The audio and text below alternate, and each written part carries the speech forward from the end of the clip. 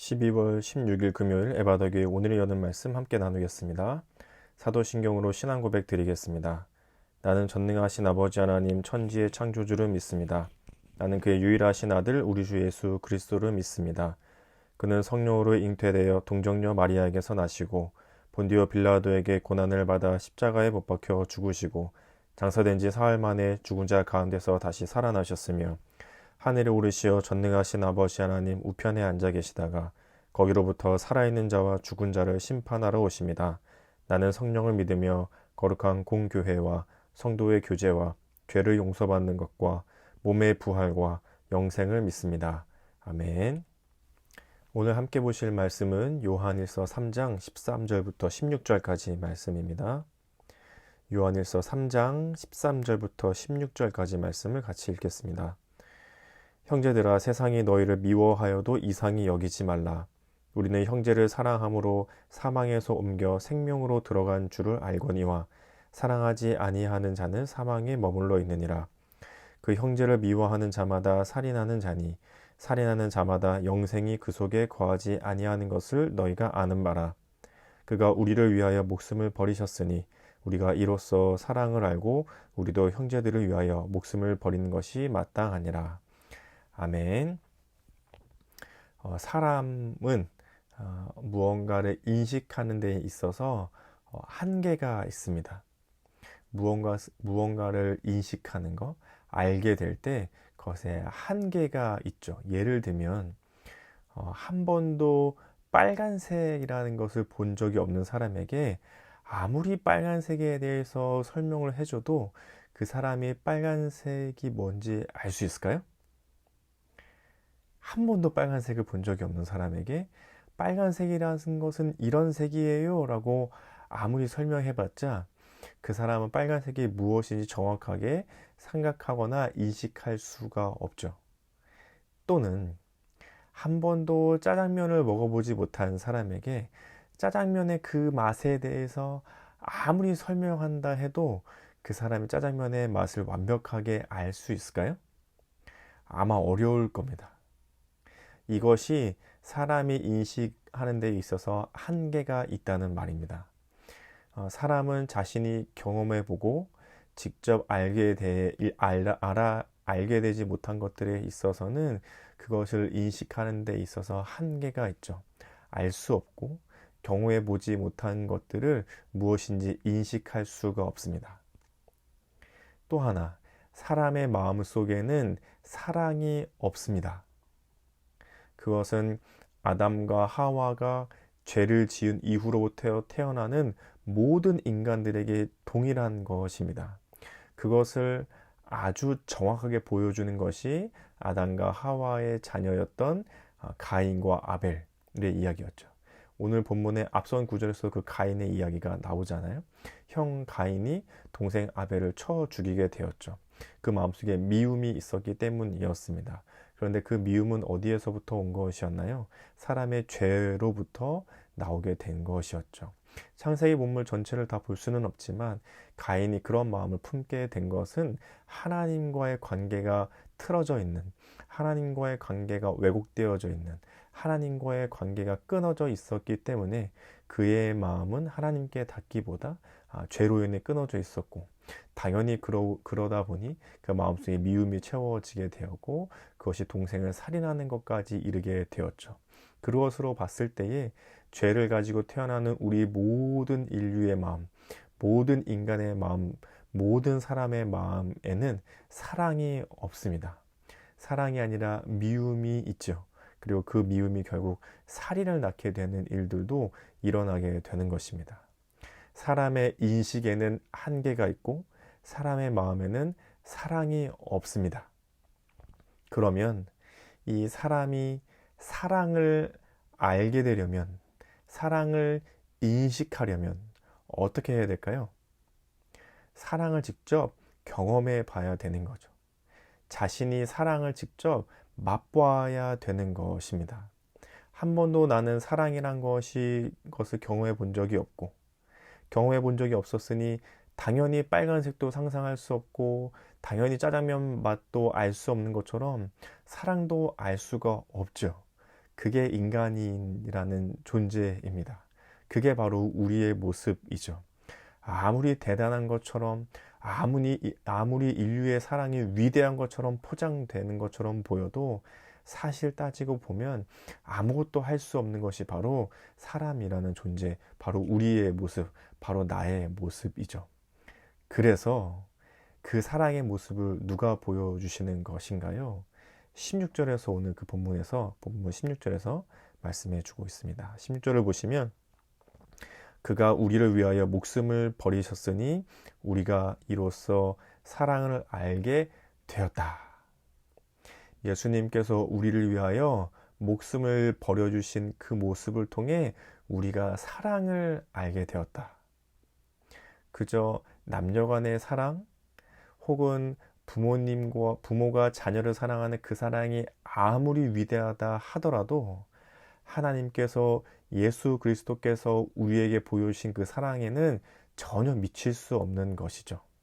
그래서 오늘 요한일서 본문에서는 우리에게 예수님께서 우리를 위해 내어주신 그 목숨, 그 모습을 통해 십자가의 그 모습을 통해 우리가 사랑을 알게 되었다. 우리가 경험하게 됐고 맛보게 됐고 드디어 이것이 사랑이구나 하고 알게 되었죠. 드디어 이게 빨간색이구나 하고 실제로 빨간색을 이제 보게 된 겁니다. 이게 짜장면 맛이구나 하면서 짜장면을 맛보게 된 거죠. 이게 정말 사랑이구나 라는 것을 예수님을 통해서 우리가 알게 되었다라고 요한일서 3장 16절에서는 우리에게 말씀해 주고 있습니다. 그 뒤를 이어서 우리도 형제들을 위하여 그래서 목숨을 버리는 것이 마땅하다. 예수님께서 우리에게 사랑을 알게 해주셨는데 그 핵심이 무엇이었나요? 바로 목숨을 내어주시는 것이었습니다. 그것을 우리가 익히 알고 있는 단어로는 자기 희생이라고 부를 수 있는 거죠. 예수님께서는 자신의 모든 것을 희생하셨습니다. 오늘 요한일서에서 말하고 있는 사랑의 가장 중요한 핵심 덕목은 무엇이냐면 희생입니다. 희생. 예수님께서 희생이라는 사랑을, 목숨을 내어주시는 그 사랑을 우리에게 알게 해주셨죠. 그 방법은 예수님께서 직접 그렇게 목숨을 내어주신 것을 우리로 통하여서 보여주셨습니다. 알게 해주셨고 맛보게 해주셨습니다. 그래서 우리도 사랑을 알게 되었습니다. 그 사랑의 오늘 본문에서 다루고 있는 핵심적인 덕목은 자기 희생입니다. 자기 희생은 무엇인가요? 나의 유익, 내가 좋아하는 거, 내가 갖고 싶은 거, 나의 유익을 내려놓고 포기하고 손해보고 다른 사람, 타인, 나와는 관계없는 사람일지라도 그 사람을 위해서 내어주는 거죠. 내 것을 포기하고 다른 사람의 유익을 먼저 생각해 주는 것, 먼저 그것을 위해서 내가 행동하는 것, 그것을 먼저 고려해 주는 것, 내 것을 포기하고 내가 좋은 것들을 포기하고 내가 유익을 누릴 수 있는 것들을 포기하고 다른 사람이 먼저 그것을 누릴 수 있도록 해주는 것, 그것이 바로 희생에 담겨 있는 의미이죠. 예수님께서는 그 극치를 보여주신 것이었습니다. 가장 소중한 목숨, 생명을 우리에게 내주셨고 우리는 그 예수님을 통해 생명을 얻게 되었죠. 예수님께서는 가장 중요한 자신의 생명을 포기하셨고 예수님이 아닌 다른 사람들, 우리 모든 인간들, 인류를 위해서 새로운 생명을 얻을 수 있게 해주셨습니다. 그것이 오늘 본문에서 보여주시는 사랑이었습니다. 그래서 요한 1서에서 우리에게도 이야기해 주는 것이 무엇이냐면 우리도 형제를 위해 목숨을 내어주는 것이 마땅하다라고 16절에서 말씀해 주고 있는 것이죠. 그래서 그 앞에 있는 구절들을 보시면 13절, 14절, 15절에서는 세상이 너희를 미워해도 이상히 여기지 말라. 우리는 형제를 사랑해야 한다. 그래야 그것이 사망에 있지 않다는 모습이 된다. 형제를 미워하는 자들은 살인하는 자다. 살인하는 자는 영생이 그 속에 있지 않다. 앞서 말씀드렸던 내용들을 13절, 14절, 15절에서 설명해 주고 있는 것이죠. 그러므로 결론적으로 우리에게는 예수님께서 보여주신 그 희생의 모습, 목숨까지 내어주셨던 예수님의 희생의 모습을 우리가 배웠으니, 그것을 통해 우리가 사랑을 알게 되었으니, 우리도 형제들을 위해서 그 사랑을 알 수 있도록, 그들도 하나님의 사랑을, 예수님의 사랑을 알 수 있도록 우리의 목숨을 내어준 것이 당연하다는 것이죠. 당연하다. 그런데 우리 목숨까지 내어주는 것이 쉬운가요? 어렵죠. 물론 목숨까지 내어주는 것까지는 너무 많은 고민이 필요하고 너무 많은 결단이 필요하고 때로는 그렇게까지는 할 수 없을지 모르겠지만 쉬운 것부터, 내가 할 수 있는 것부터, 이만큼은 내가 포기해야 하지만 이것만큼은 내가 한번 해볼 수 있겠다 하는 것부터 시작해 보는 겁니다. 그리고 점점 그 목숨까지 주셨던 예수님의 모습을 닮아서 계속 살아가는 거죠. 그래서 결국 그 마지막에는 목숨까지 내어주신 예수님처럼 우리도 목숨까지 내어줄 수 있는 그 모습까지 자라가도록 오늘 하루하루를 실천해 보는 거죠. 오늘 내가 조금 손해보더라도, 오늘 내가 누릴 수 있는 유익을 조금 내려놓더라도 상대방의 유익을 위해서, 다른 이들의 유익을 위해서 내가 할 수 있는 것은 무엇이 있을까? 그런 것들이 조금씩 쌓여가다 보면 내가 아닌 그 사람들도 나를 좋은 사람, 혹은 나를 위대한 사람, 나를 사랑이 많은 사람을 뛰어넘어서 그들도 예수님의 사랑을 알게 될 것입니다. 왜냐하면 예수님의 사랑은 희생이라는 가치가 묻어 있기 때문이죠. 그들도 우리가 그들을 위해 희생해주는 모습을 보면서 그들도 예수님의 사랑을 조금씩 알아가게 될 것입니다. 그래서 오늘도 하루 동안 살아가며 이것을 우리의 기도 제목으로 삼아서 이렇게 같이 기도하면 좋겠습니다. 나에게 좋은 것보다 누군가의 유익을 먼저 생각하고 행동하는 예수님의 사랑을 닮은 모습으로 자라가게 하소서. 이것이 오늘 하루 우리의 기도 제목으로 함께 기도하며 실천할 수 있으면 좋겠습니다.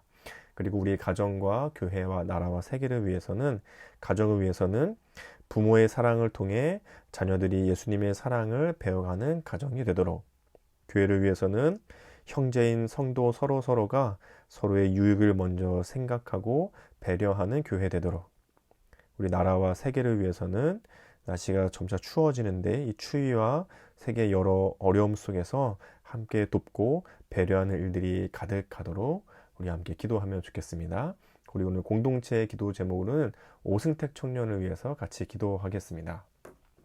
오승택 청년을 위해서, 개인을 위해서는 건강하게 해주세요. 우리 가정을 위해서는 가정 모두 건강하게 해주세요. 삶의 현장을 위해서는 주님의 뜻대로 이루어질 수 있도록 도와주세요. 교회를 위해서는 코로나로 안 나오시는 분들 주님 잊지 않게 해주세요. 사해 나라 온 세계를 위해서는 러시아 전쟁이 끝나고 돌아갈 수 있도록 해주세요. 이런 기도 제목을 냈는데 우리 오승택 청년을 생각하시면서 축복하는 마음으로 같이 기도해 주시면 좋겠습니다.